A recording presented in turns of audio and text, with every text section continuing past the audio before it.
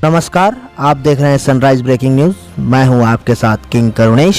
आइए नेशनल क्षेत्र की खबर जानते हैं। हिमाचल प्रदेश के मुख्यमंत्री जयराम ठाकुर ने वर्ष 2021-22 का बजट पेश करते हुए कहा कि 1 अप्रैल से राज्य के विधायकों को उनके वेतन का पूरा भुगतान शुरू हो जाएगा। उन्होंने कहा कि विधायक स्थानीय क्षेत्र विकास योजना निधि भी पूरी तरह से बहाल कर दी जाएगी।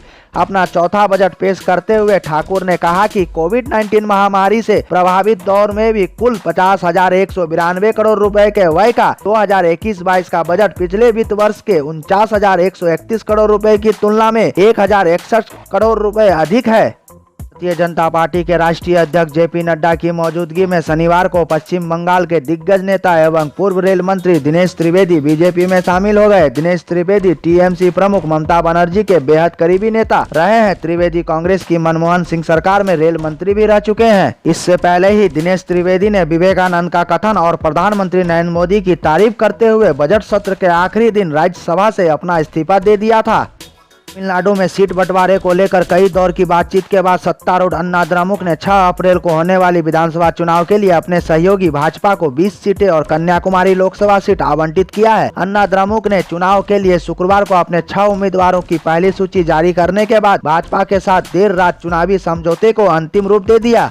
पश्चिम बंगाल में विधानसभा चुनाव के लिए शनिवार को भाजपा ने 57 सीटों पर उम्मीदवारों की सूची जारी कर दी है। सूची के अनुसार नंदीग्राम में भाजपा के उम्मीदवार शुभेंदु अधिकारी होंगे, जिनका मुकाबला टीएमसी उम्मीदवार और मुख्यमंत्री ममता बनर्जी से होगा। इससे पहले शुक्रवार को तृणमूल कांग्रेस ने 291 सीटों के लिए अपने उम्मीदवारों के नाम की घोषणा की थी।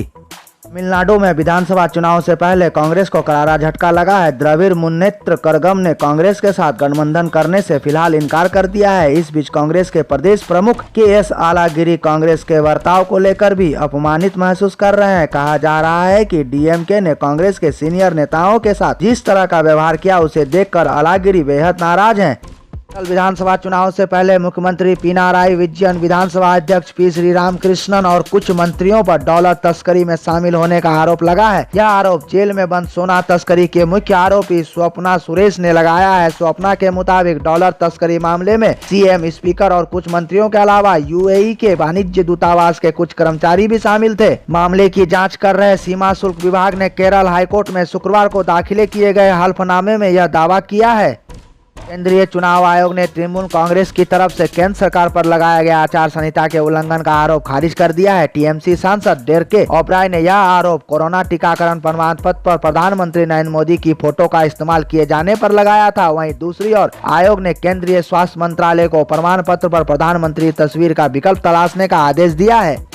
राजधानी की सीमाओं पर अपनी मांगों को लेकर डटे किसानों के आंदोलन का आज 100वां दिन हो गया है। कड़ाके की ठंड से दिल्ली का मौसम धीरे धीरे गर्म हो रहा है, लेकिन केंद्र सरकार और किसानों के रिश्ते में जमी बर्फ अभी तक पिघली नहीं है। दोनों अभी भी वहीं खड़े हैं। सारे किसान आज सुबह 11 बजे से लेकर शाम को 4 बजे तक केएमपी पर जाम लगाएंगे। दिलचस्प बात यह है कि 2 दिन बाद किसान संघर्ष देश के आंदोलन के इतिहास का सबसे लंबा आंदोलन बन जाएगा। इससे पहले नागरिकता संशोधन कानून के खिलाफ बाग में 101 दिन तक आंदोलन चला था।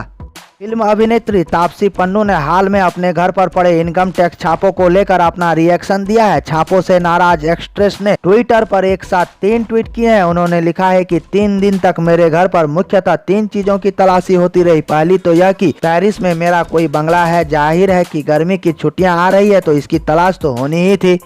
केंद्र सरकार ने भारत की आज़ादी के 75 साल होने के उपलक्ष्य में कार्यक्रमों के लिए प्रधानमंत्री नरेंद्र मोदी की अध्यक्षता वाली 259 सदस्यीय उच्च स्तरीय राष्ट्रीय समिति गठित की। समिति के सदस्यों में पूर्व राष्ट्रपति प्रतिभा पाटिल, सीजेआई, एसए बोबड़े, एनएसए अजित डोभाल, 28 मुख्यमंत्री, स्व साम्राज्ञी लता मंगेशकर, नोबेल पुरस्कार विजेता अमर्त्य सेन, बीजेपी के वरिष्ठ नेता लाल कृष्ण आडवाणी, तकरीबन सभी केंद्रीय मंत्री और कई राज्यपाल शामिल है। वहीं दूसरी ओर कांग्रेस अध्यक्ष सोनिया गांधी, सीपीएम नेता सीताराम येचुरी, एनसीपी नेता शरद पवार, तृणमूल कांग्रेस प्रमुख ममता बनर्जी, उत्तर प्रदेश के पूर्व मुख्यमंत्री मुलायम सिंह यादव, बीएसपी प्रमुख मायावती को भी इस समिति में शामिल किया गया है।